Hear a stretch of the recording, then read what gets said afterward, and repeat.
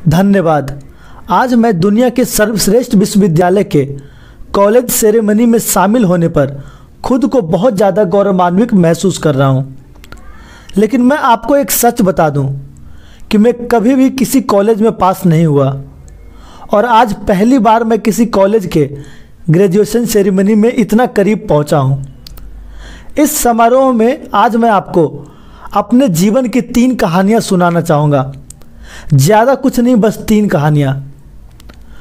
मेरी पहली कहानी है ज़िंदगी की छोटी छोटी घटनाओं को जोड़ने और समझने के बारे में, कनेक्टिंग द डॉट्स। मैंने रीड कॉलेज में दाखिला लेने के 6 महीने के अंदर ही पढ़ाई छोड़ दी थी, लेकिन फिर भी 18 महीनों तक वहाँ किसी तरह आता जाता रहा। तो सवाल उठता है कि मैंने कॉलेज क्यों छोड़ा।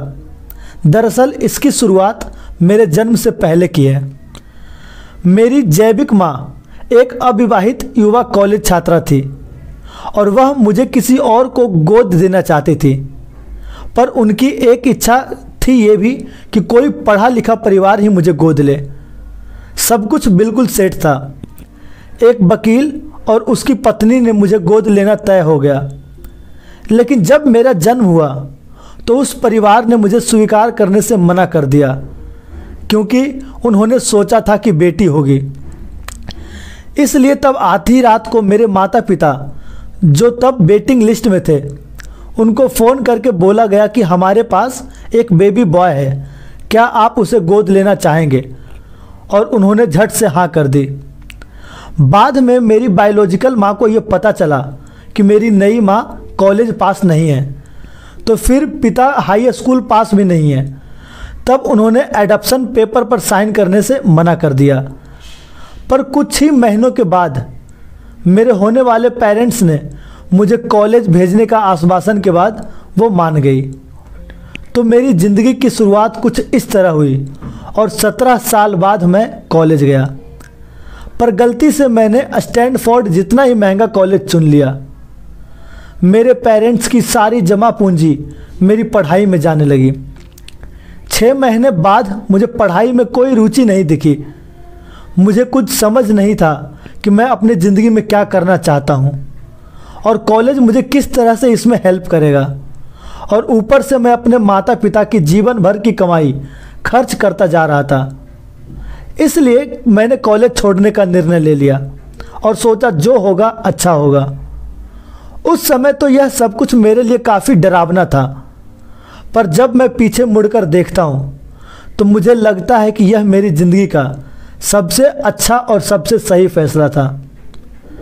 जैसे ही मैंने कॉलेज छोड़ा, मेरे ऊपर से ज़रूरी क्लासेस करने की बाध्यता खत्म हो गई और मैं चुपचाप अपने पैशन की चीज़ें में क्लास करने लगा।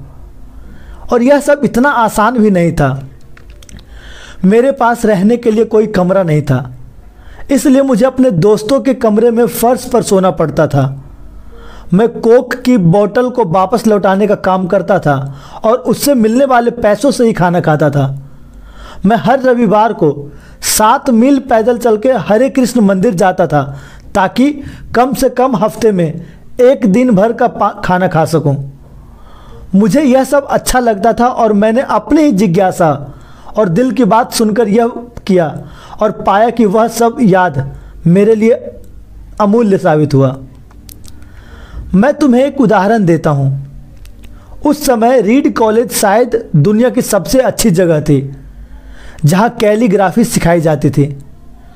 पूरे कैंपस में हर एक पोस्टर, हर एक लेबल बहुत खूबसूरत हाथों से कैलीग्राफ किया होता था। चूँकि मैं कॉलेज से निकल चुका था, इसलिए मुझे सामान्य क्लासेस करने की कोई ज़रूरत नहीं थी। मैंने तय किया कि मैं कैलीग्राफी की क्लासेस करूँगा और इसे अच्छे से सीखूँगा। मैंने सेरिफ और सैंस सेरिफ टाइप फेसेस के बारे में सीखा। अलग अलग लेटर कम्बिनेशन के बीच में स्पेस वेरी करना और किसी अच्छी टाइपोग्राफी में क्या चीज़ अच्छा बनाती है, यह भी सीखा। यह बहुत खूबसूरत था, इतना कलात्मक था कि इसे साइंस द्वारा नहीं समझा जा सकता। मुझे यह बेहद अच्छा लगता था। उस समय जरा सी भी यह उम्मीद नहीं थी कि मैं इन चीज़ों का यूज कभी भी अपनी लाइफ में करूँगा। लेकिन जब 10 साल बाद पहला कंप्यूटर बना रहे थे, तब मैंने इसे मैक में डिज़ाइन कर दिया और मैक खूबसूरत टाइपोग्राफी युक्त दुनिया का पहला कंप्यूटर बन गया। अगर मैं कॉलेज नहीं छोड़ता तो मैक में कभी भी मल्टीपल टाइप फेसेस या स्पेस फॉन्ट नहीं होते, और चूंकि विंडो ने मैक की कॉपी की थी तो शायद किसी भी पर्सनल कंप्यूटर में यह चीज़ें नहीं होती।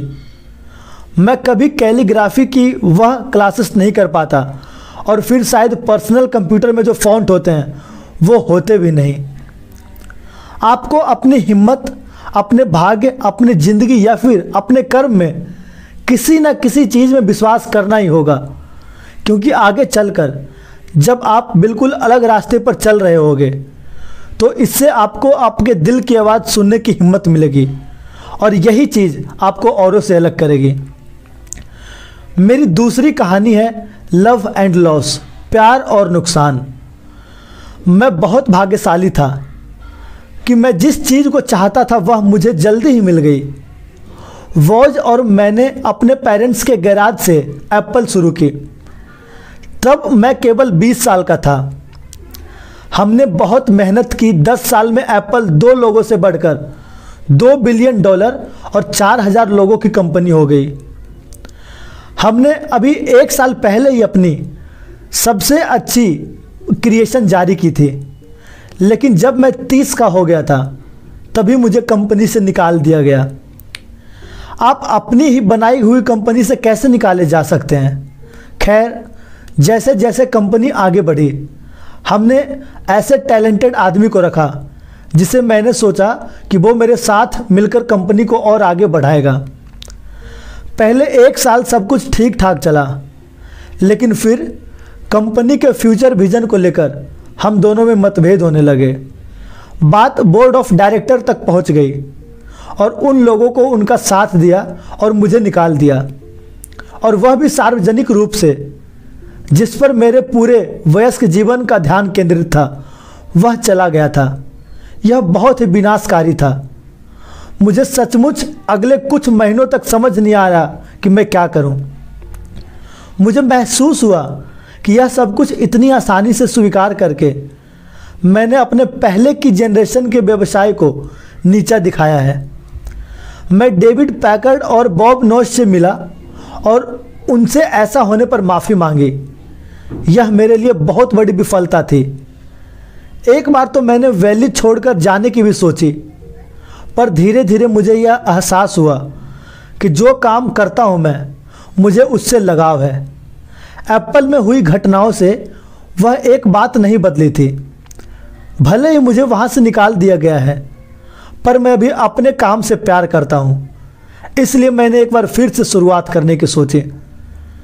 मैंने तब यह नहीं सोचा था, पर अब मुझे लगता है कि एप्पल से निकाले जाने की अच्छी चीज़ मेरे साथ हो ही नहीं सकती। सफल होने का बोझ अब नए काम के हल्केपन में बदल चुका था। मैं एक बार फिर को खुद से बहुत मुक्त महसूस कर रहा हूँ। इस फ्रीडम की वजह से मैंने अपने ज़िंदगी का सबसे क्रिएटिव पीरियड में जा पाया। अगले 5 सालों में मैंने एक कंपनी नेक्स्ट और एक दूसरी कंपनी पिक्चर शुरू की, और इसी दौरान मेरी मुलाकात एक बहुत ही अद्भुत महिला से हुई जो आगे चलकर मेरी पत्नी बनी। पिक्सार दुनिया की पहली computer animated movie toy story बनाई, और इस वक्त यह दुनिया में सबसे सफल एनिमेशन स्टूडियो है। एप्पल ने नेक्स्ट को खरीद लिया और मैं वापस एप्पल में आ गया। आज एप्पल नेक्स्ट द्वारा विकसित की गई टेक्नोलॉजी का ही प्रयोग करती है। अब लोरेनो ने मेरा सुंदर सा परिवार है। मुझे पूरा यकीन है कि मैं अगर एप्पल से निकाला नहीं जाता तो यह सब नहीं हो पाता। यह एक कड़वी दवा थी, पर शायद मुझे इसकी ज़रूरत थी। कभी कभी ज़िंदगी आपको इसी तरह ठोकर मारती है, पर आप अपना विश्वास मत खोइए। मैं यकीन के साथ कह सकता हूँ कि मैं सिर्फ इसलिए आगे बढ़ता गया क्योंकि मैं अपने काम से प्यार करता था। I loved my work. आप वास्तव में क्या करना चाहते हैं यह आपको जानना होगा। जितना अपने प्यार को ढूंढना ज़रूरी है, उतना ही उस काम को ढूंढना ज़रूरी है। जिसे करने से आपका सचमुच आनंद आता है। आपका काम आपकी ज़िंदगी का एक बहुत बड़ा हिस्सा होगा और ट्रूली सेटिस्फाई होने पर एक ही तरीका है, आप वो करें जो आप सचमुच में उस काम को समझते हो। आपका काम आपकी जीवन का एक बड़ा हिस्सा है और आपके सेटिस्फाई होने का एकमात्र तरीका है। आप वही काम करें जो आपको महान लगता हो और महान काम करने का एक ही तरीका है, आपको आपके काम से प्यार करना होगा। अगर आपको अभी तक वह नहीं मिला है तो खोजते रहिए। जैसा कि दिल से जुड़ी हर चीज़ में होता है, वह जब आपको मिलेगा तब आपको भी पता चल जाएगा। और जैसा कि किसी भी अच्छी रिलेशनशिप में होता है, वह समय के साथ साथ और अच्छा होता जाएगा। इसलिए खोजते रहिए और रुकिए मत। मेरी तीसरी कहानी डेथ से संबंधित है। जब मैं 17 साल का था तो मैंने एक कोट पढ़ा था जो कुछ इस तरह का था, यदि आप हर रोज़ ऐसे जिएं कि जैसे कि यह आपकी ज़िंदगी का आखिरी दिन है, तो आप किसी न किसी दिन सही साबित हो जाएंगे। यह बात मेरे दिमाग में छा गई और तब से पिछले 33 सालों से मैंने हर सुबह उठकर शीशे में देखा है और खुद से एक सवाल किया है, अगर मेरी ज़िंदगी का यह आखिरी दिन होता तो मैं आज वो करता जो मैं करने वाला हूँ। और जब भी लगातार कई दिनों तक जवाब नहीं होता, तब मैं समझ जाता हूँ कि कुछ बदलने की ज़रूरत है। इस बात को याद रखना कि मैं बहुत जल्दी मर जाऊँगा मुझे अपने जीवन में बड़े निर्णय लेने में ज़्यादा मददगार होती है, क्योंकि जब एक बार मृत्यु के बारे में सोचता हूँ तब सारी उम्मीद, सारा गौरव, असफल होने का डर, सब कुछ गायब हो जाता है और सिर्फ वही बचता है जो वाकई ज़रूरी है। इस बात को याद रखना कि एक दिन मरना है। किसी चीज़ को खोने का डर को दूर करके सबसे अच्छा तरीका है आप पहले से ही नग्न हैं। ऐसा कोई कारण नहीं है कि आप अपने दिल की ना सुने।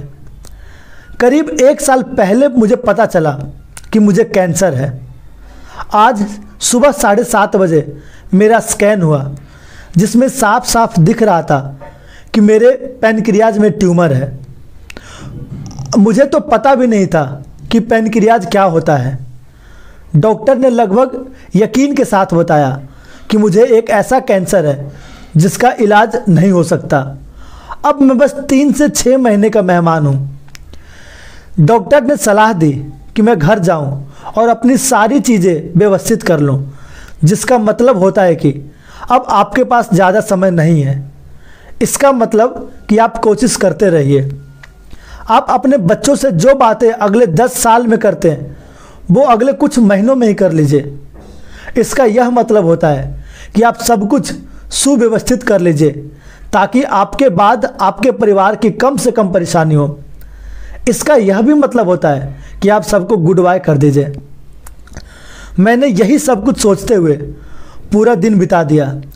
फिर शाम को मेरी बायोप्सी हुई, जहां मेरे गले के रास्ते पेट से होते हुए मेरी इंटेस्टाइन की इंडोस्कोपी की गई और एक सुई से ट्यूमर के कुछ सेल्स निकाले गए। मैं तो बेहोश था, पर मेरी पत्नी जो वहाँ मौजूद थी उसने बताया कि डॉक्टर ने माइक्रोस्कोप में मेरे सेल्स देखा तो वो रो पड़ा। दरअसल सेल्स देखकर डॉक्टर समझ गया कि मुझे एक दुर्लभ प्रकार का पैनक्रियाटिक कैंसर है जो सर्जरी से ठीक नहीं हो सकता। मेरी सर्जरी हुई और सौभाग्य से अब मैं ठीक हूँ। मृत्यु के इतने करीब में आकर मैं कभी नहीं पहुँचा था और उम्मीद करता हूँ कि अगले कुछ दशकों तक भी ना पहुँचूँ। यह सब देखने के बाद मैं और भी विश्वास के साथ ये कह सकता हूँ कि मृत्यु यूजफुल बट इंटेलेक्चुअल कॉन्सेप्ट है। कोई भी मरना नहीं चाहता, यहाँ तक कि वह लोग भी जो लोग स्वर्ग जाना चाहते हैं। फिर भी मृत्यु वह मंजिल है जिसे हम सब शेयर करते हैं। आज तक कोई भी इससे नहीं बचा है और ऐसा ही होना चाहिए, क्योंकि शायद मौत ही इस ज़िंदगी का सबसे बड़ा आविष्कार है। ये ज़िंदगी को बदलती है, पुराने को हटाकर नया रास्ता खोजती है और इस समय नए आप हैं, पर ज़्यादा नहीं, कुछ ही दिनों में आप भी पुराने हो जाएंगे और फिर आपकी भी मृत्यु होगी।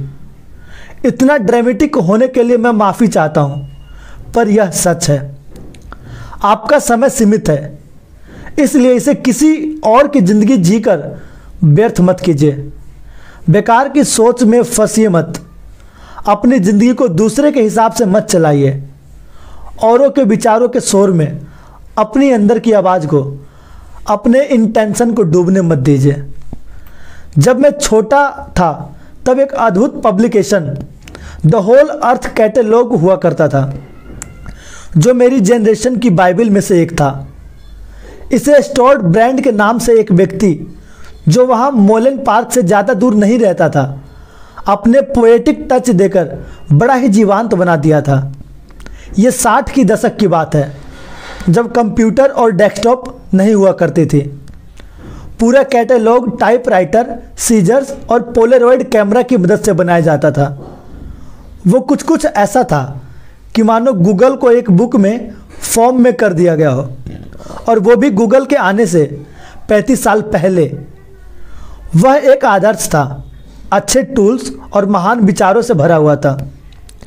स्टोर्ट और उनकी टीम ने होल अर्थ कैटलॉग के कई इशू निकाले और अंत में एक फाइनल इशू निकाला।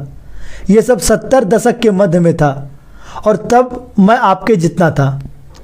फाइनल इशू के बैक कवर पर प्रातःकाल के किसी गांव की सड़क का उद्देश्य था।